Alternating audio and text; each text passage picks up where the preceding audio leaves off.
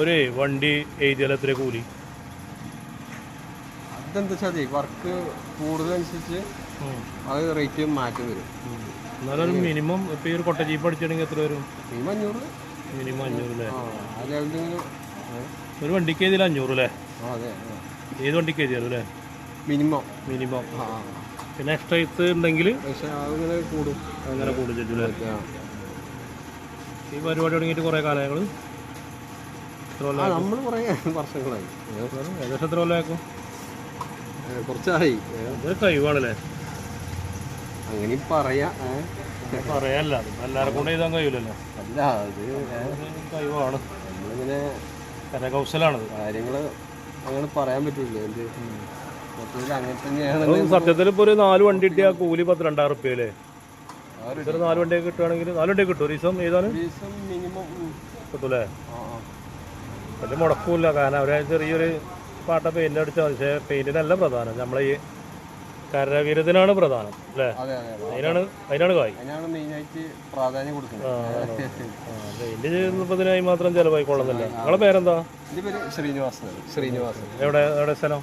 മഞ്ചേരി പട്ടണത്തിലാണ്. മഞ്ചേരി പട്ടണം അല്ലേ? അതെ.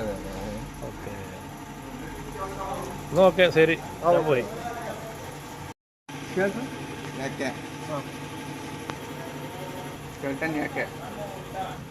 സൂപ്പറായിട്ട് വണ്ടി ഉണ്ടാക്കണേ.